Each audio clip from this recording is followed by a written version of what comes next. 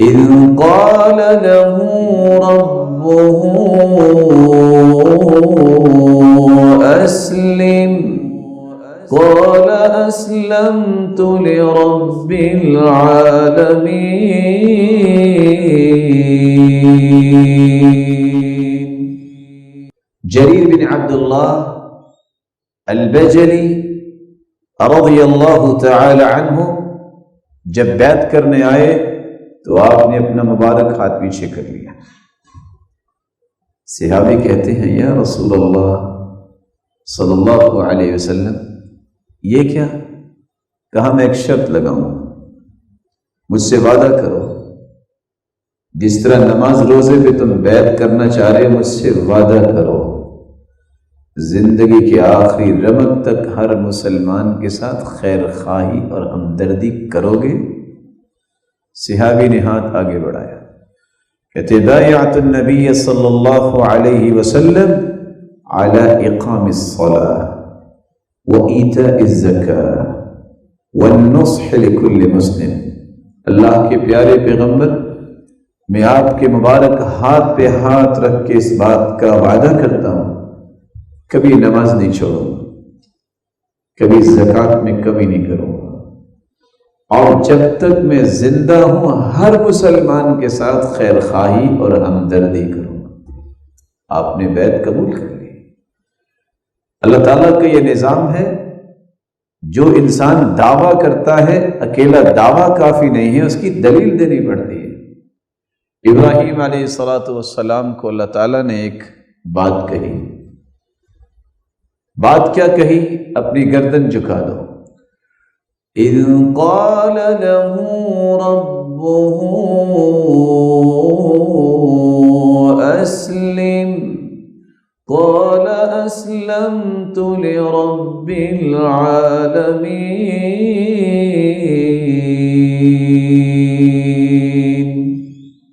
اللہ تعالیٰ نے فرمایا گردن جھکاؤ، کہ اللہ میں مطیع ہو گیا۔ لیکن یہاں بات رکی نہیں ہے، اللہ نے اس کی دلیل کس طرح طلب کی؟ خواب میں دکھایا کہ اپنے بیٹے کی گردن پہ چھری چلا رہے ہیں۔ کیا نتیجہ نکلا؟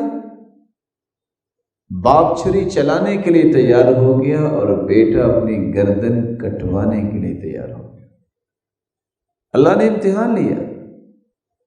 اللہ تعالیٰ اپنے بندوں کو آزماتے ضرور ہیں لیکن ضائع نہیں کرتے۔ اس وقت تک چھری کے اندر اس صلاحیت سلب کر لی جب تک جنت سے ایک جانور نیچے لٹا نہیں دیا چھری نے چلنا ہی نہیں چاہا۔ یہاں بھی دلیل جریر بن عبداللہ البجلی نے دی، غلام سے کہا کہ گھوڑا خرید کے لاؤ۔ غلام 300 درہم کا گھوڑا خرید کے لے آیا۔ مالک بھی ہے، گھوڑا بھی ہے اور غلام بھی، تینوں آ گئے۔ جریر بن عبداللہ البجلی رضی اللہ تعالی عنہ نے جب دیکھا اتنا نفیس گھوڑا اور صرف 300 کا، سمجھ گئے لگتا ہے میرا بھائی کسی بوجھ تلے آ گیا، اتنا نفیس گھوڑا اونے پونے میں بیچ رہا ہے۔ لگتا ہے کسی آزمائش میں آ گیا کہ اس کو اب اتنے قیمتی گھوڑے کی پرواہ نہیں رہی۔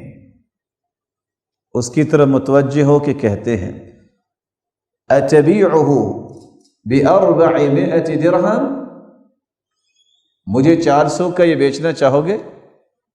قال ذلك الیک یا ابا عبداللہ، اے ابو عبداللہ، آپ کے غلام نے تو 300 کا خریدا ہے، تم نے 400 دینا ہے تو 400 دے دو۔